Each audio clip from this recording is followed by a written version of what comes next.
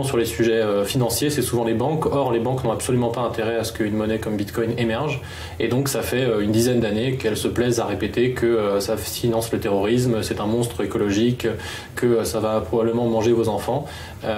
Or, tout ça est bien sûr faux. Il suffit de traverser la frontière en Suisse pour avoir, par exemple, des cantons complets dans lesquels on peut payer ses impôts en Bitcoin.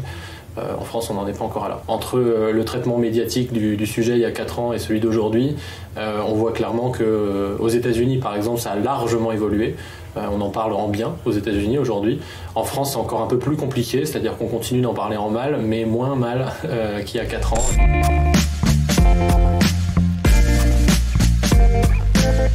Alors très simplement, le Bitcoin, c'est la seule façon qu'on a aujourd'hui pour transférer de la valeur sur Internet sans intermédiaire. À partir du moment où, par exemple, vous n'êtes pas bancarisé, ou alors vous ne faites pas confiance dans le système bancaire, ou alors vous ne voulez pas payer des frais qui sont de plus en plus élevés chaque année, ou bien vous êtes lanceur d'alerte, vous êtes un Edward Snowden par exemple, et vous n'avez pas envie d'être potentiellement censuré sur vos transactions, etc., etc. Ou bien vous êtes au Venezuela en ce moment avec une monnaie qui fait 1 million % d'inflation. Tout ça sont des cas d'usage dans lesquels vous voulez pouvoir faire des transactions en ligne, mais ne pas avoir besoin de passer par un intermédiaire. Et tout ça, on ne sait pas le faire sans Bitcoin. Depuis l'apparition de Bitcoin, on peut faire des transactions sur Internet sans ces intermédiaires.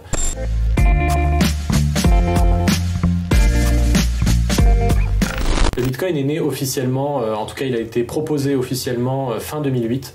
Et le premier Bitcoin a été créé début 2009, janvier 2009. Donc ça fait techniquement un peu plus de 10 ans que ça existe.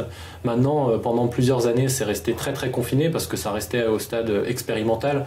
Donc il y avait très peu de gens qui savaient ce que c'était sur la planète pendant quelques années, quelques centaines de personnes à tout casser. Et là, on est dans une autre phase où ça commence à réaccélérer. On appelle ça des phases d'euphorie. Donc le marché s'emballe et le prix du Bitcoin s'emballe et on en parle de plus en plus à chaque bulle. Alors chaque bulle a une fin, malheureusement, donc je suis pas devin, je pourrais pas prédire quand est-ce qu'elle s'arrêtera, mais ce qui est intéressant, c'est qu'on repart toujours de plus haut que la dernière fois.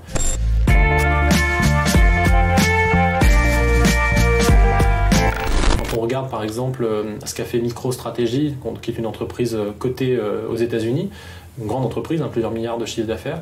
C'est une entreprise qui a publié en septembre une sorte de manifeste dans lequel elle disait pourquoi elle achetait des bitcoins. Et son explication est limpide en fait, et elle vaut pour la plupart des entreprises qui achètent aujourd'hui. Elle disait « Je regarde ma trésorerie aujourd'hui et je vois un glaçon qui fond ». Parce que c'est exactement ce qui se passe avec le dollar en ce moment. Pour financer la crise, les banques centrales émettent de l'argent à ne plus savoir qu'en faire. Donc c'est contre la dévaluation, la déflation que se protègent ces entreprises en achetant un actif qui lui est programmé pour être rare. Donc on se retrouve sur un actif qui, comme l'immobilier, comme l'art pour certains, sont des valeurs refuges. On y met de l'argent pour essayer de garder son pouvoir d'achat sur le long terme. Mais c'est de l'or d'une certaine façon, mais en plus pratique. Parce qu'à l'inverse de l'or, c'est transportable, c'est numérique, c'est divisible, c'est transférable. Et Bitcoin est cette monnaie de substitution qui ressemble beaucoup à un métal précieux et qu'aujourd'hui les entreprises vont chercher pour sa capacité à préserver la valeur et le pouvoir d'achat. Et ça, pour le coup, on ne le voyait pas les précédentes années. On voyait surtout des particuliers qui venaient dessus pour tout un tas de raisons, parfois idéologiques, parfois de situations personnelles, etc. Mais aujourd'hui, quand on voit que Tesla ou MicroStrategy ou PayPal ou d'autres se lancent dans l'aventure, on voit que c'est pour du long terme.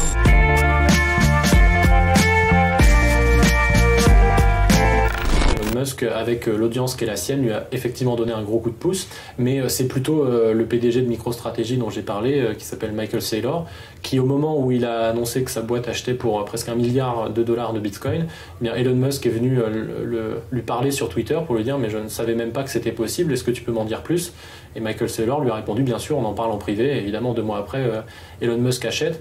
Donc on peut penser qu'effectivement il y a eu une discussion entre les deux présidents de société et qu'il y en a un qui a convaincu l'autre.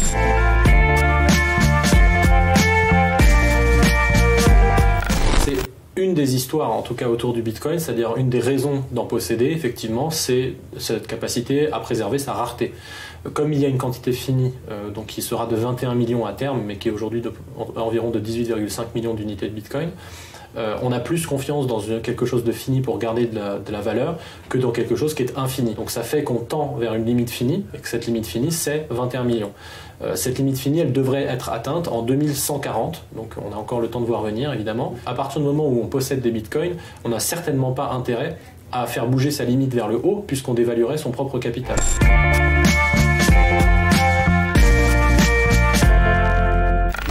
je ne sais pas si demain on pourra acheter sa baguette en Bitcoin. Je pense que c'est pas le but en fait du Bitcoin.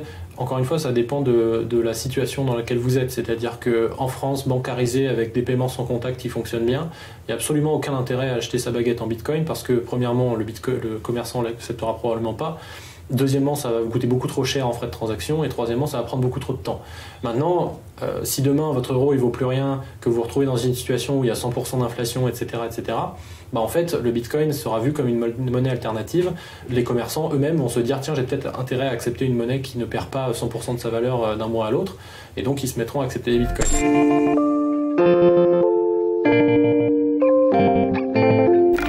Non, on ne met pas toutes ces économies dans le Bitcoin. Ça reste un actif qui est très risqué, qui est dans la catégorie des actifs risqués, qui est une niche. Et donc, le premier conseil d'investissement qu'on peut donner, c'est on n'y met que ce qu'on est prêt à perdre.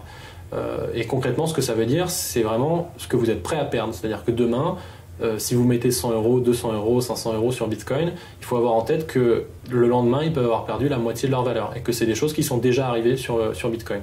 Donc n'y mettez pas votre entièreté d'économie, ne faites pas un emprunt pour acheter des Bitcoins, c'est pas l'objectif. L'objectif du Bitcoin, c'est de diversifier votre portefeuille et d'avoir un pied dans les deux systèmes, à savoir un système financier traditionnel et un système qui, lui, a tendance à s'apprécier lorsque le système financier traditionnel montre des défaillances.